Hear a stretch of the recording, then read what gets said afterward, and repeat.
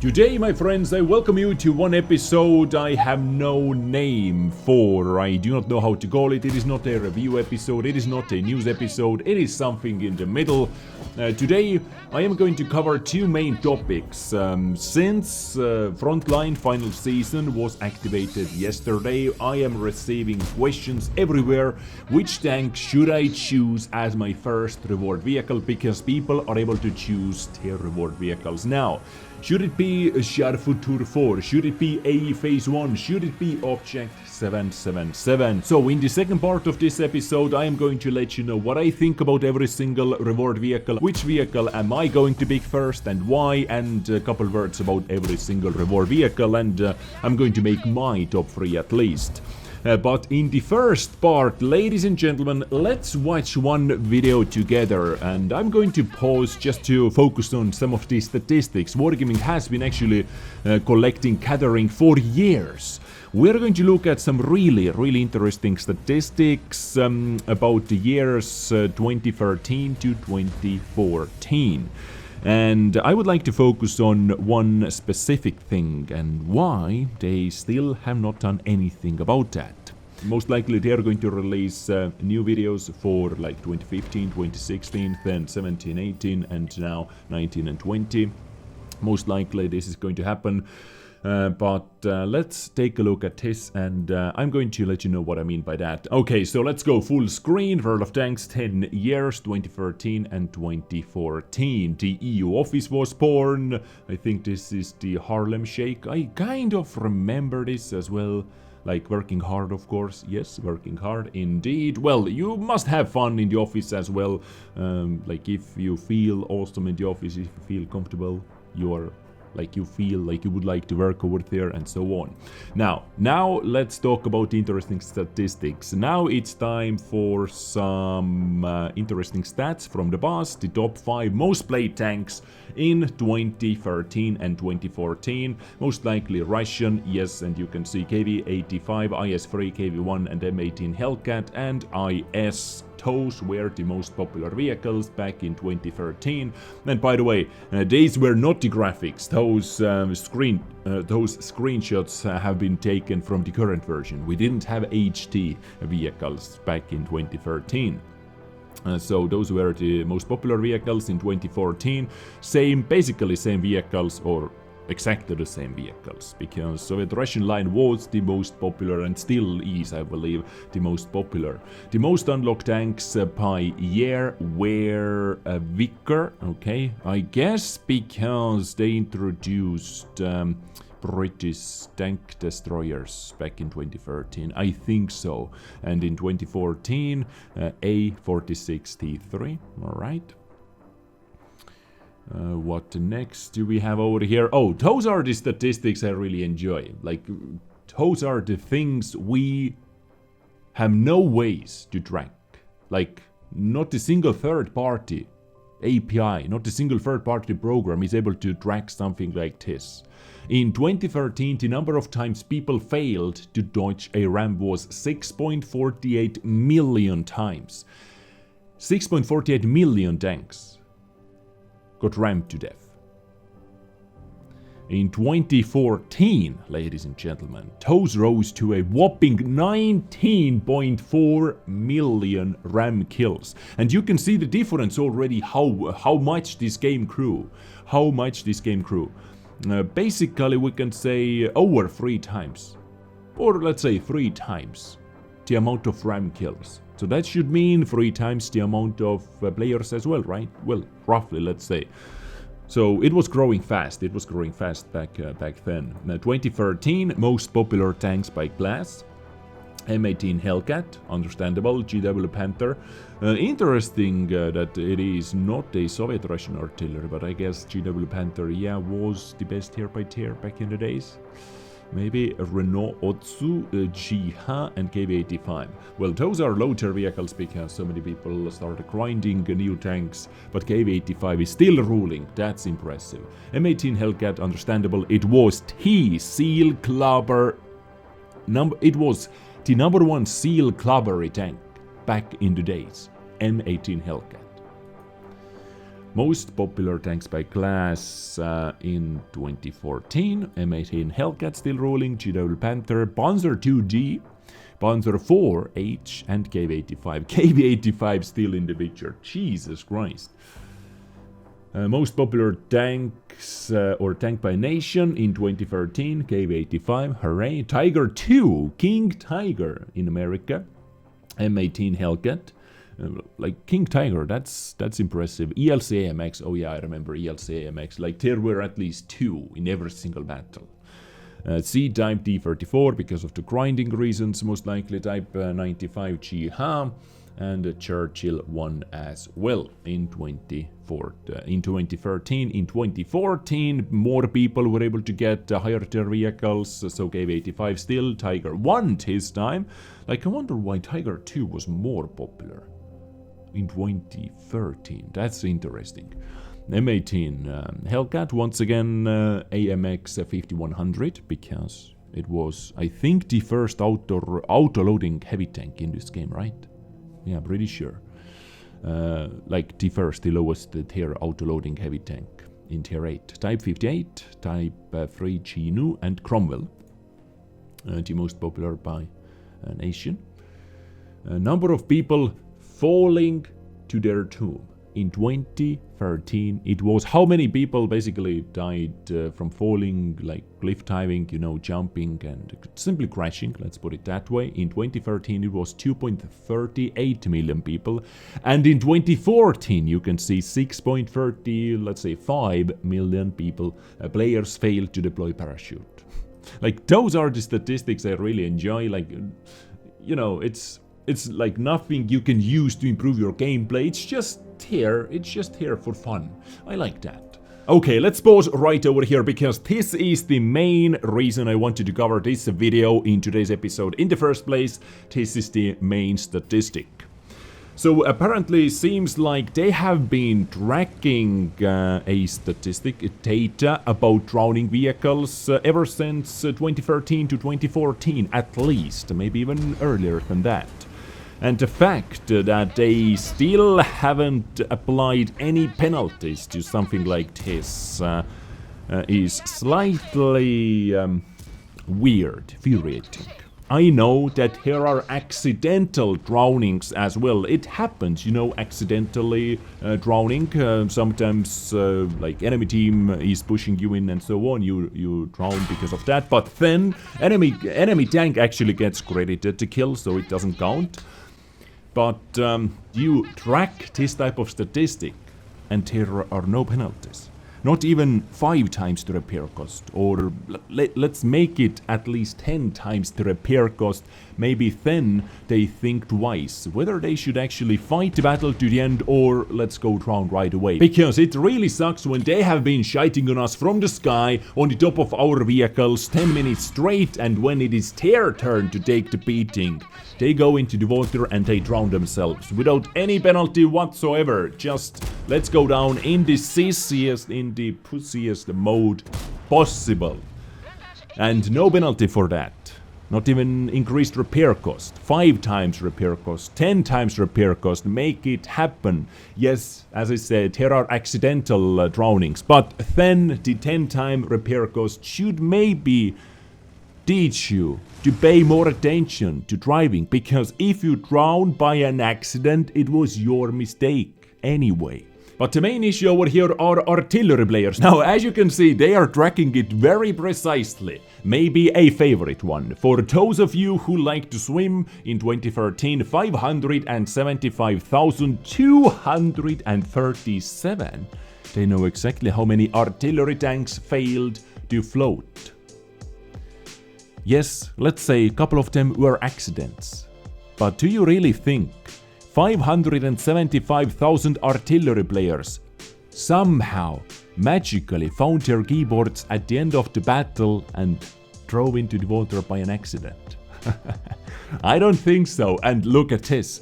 This number gets even more ridiculous in 2014. So 575,000 in 2013, but look at this. This did not stop you from trying though. In 2014, this rose to 2.3 million. And can you imagine how much it has been until now, until 2020? It is 100% over 10 million in total. Over, like, I can easily say 20 to 50. Like, I'm just going to ballpark it over here just to be extremely safe.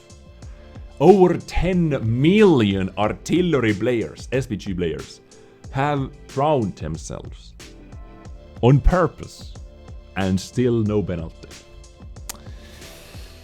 I don't know. Let me know what you think about that. Maybe drowning is part of the game. Is drowning part of the game in your opinion? Should there be a punishment? Should there be a penalty?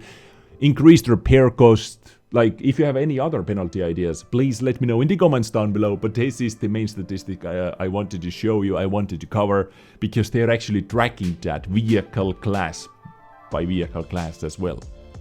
That was interesting, the most interesting thing. 2.3 million in only 2014.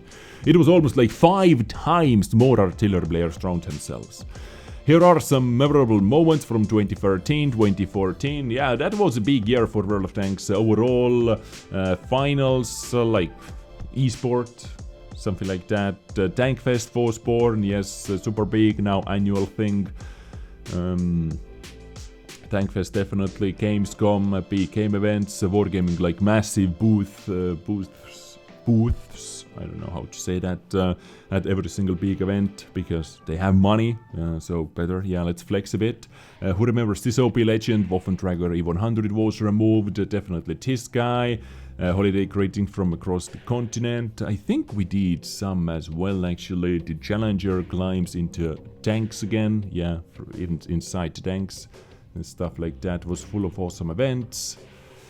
And took us to amazing locations, yeah, tank museums with our ever-growing family of contributors. Oh yeah, quite a few contributors. 9.5 update. Yes, Death Star was introduced, or like the lightly armored version of the Death Star, FE-425, with better mobility but less armor. This was only the beginning. So yeah, this is the video, ladies and gentlemen. I wanted to cover the main statistic. I am actually really interested about seeing the most popular vehicles, the most played tanks, tanks which destroyed the most vehicles, so on. Like, there are so many different statistics what third-party websites cannot simply track, like drowning artillery players, for example. So yeah, let me know what you think about that in the comments down below. And next up, as promised, let's talk about Frontline and Frontline reward vehicles, because yesterday, Frontline 2020 final stage, stage 4, was released. This is, I would say for most of you, this is the stage where you are finally able to redeem your first, or maybe your second reward vehicle, if you were able to pick up a phase 1 from the previous Frontline long season in 2019. If you already have this vehicle, congratulations, then you have to choose between those two. But if you don't, like I didn't grind enough, like I simply couldn't push myself through the previous hardcore grind to get a phase 1, then you have 3 options to choose from, and I have received already so many questions. Which tank am I going to pick, what am I going to recommend picking, and so on. Now I am going to give you my personal opinion and my top 3 in which order I am going to pick those vehicles up and why. So we have a phase 1, Char Futur and Object 777 version 2. My number 1 vehicle which I am going to pick up is going to be Char Futur 4. Out of all those vehicles, Char Futur 4 is or has the highest skill cap. It is mobile, it doesn't have too much armor, so it can get you into trouble. It has an auto-loading gun as well, but if you are, I would say, above average player, then it is going to reward you. It is extremely fun if you know how to play with it, and I like fast vehicles, and this is actually the main reason why I'm going after it. This is the fastest over here. This is like the most intriguing one in my opinion. Like, it is not blatantly overpowered, it doesn't have anything overpowered about this tank, it is just It just seems to be solid. Now, what else I like about this vehicle? Statistically speaking, it has a really good standard penetration for an auto-loading medium tank, especially 264 millimeters of penetration is plenty, and some on the top of that for me personally. It has 390 alpha damage, which is nice. 4 shells in the magazine, which means 1560 clip damage potential on average, and it is good enough for some tier 8 heavy tanks even. Most of the tier 8 heavy tanks, let's not even talk about medium tanks. You can basically clip them to death in 12 seconds after your first shot, because your reload time, intra-clip reload time or reload time between shots is actually 4 seconds. But I like that 4-second reload time in many situations. For number one, like, it is going to balance out this vehicle a lot. If it would have like 2-second reload time, it would be simply OP. And for many of you guys, because of the aiming time is actually quite bad, especially after you fire. You have to keep that in mind, because on paper the aiming time is 2.11 seconds. Accuracy is 0.33, so on paper it is like okay, like any other aiming time, but after you fire, your plume is massive. Basically, it takes 4 seconds to fully aim in your shot once again, because aiming time is not flat 2.11 seconds. After you aim or after you fire, your aiming circle is way bigger than you can expect, and it takes way longer than 2.11 seconds. So there are once again some hidden stats Wargaming is not talking about. And on the top of that, 7.5 degrees of gun depression for an auto reloading medium tank is not half bad. 60 kilometers per hour top speed, it's fast. 380 meter view range is whatever, but still, this is my first choice. This is going to be my first choice, but for many players it is not going to be the easiest tank to play with. Once again, keep that in mind. Now, my second place goes to, drum rolls, not to Object 777, but AE Phase 1. Yes, AE Phase 1 is going to be my second tank I'm going to pick up, and quite a big, by quite a huge margin as well, let's say. I am going to pick AE Phase 1 in a super confident way over Object 77 for 2 main big reasons. Number 1, firepower / gun handling, and secondly, how it looks. In my opinion, AE Phase 1 is one of the coolest looking heavy tanks in this game, especially with those 4 tracks, 2 per side. Like, it looks cool. I like how this tank looks. Like, turret is slick, hull is awesome. Like, I like how this tank looks. And secondly, which is the main thing, of course, firepower and gun handling is a lot better.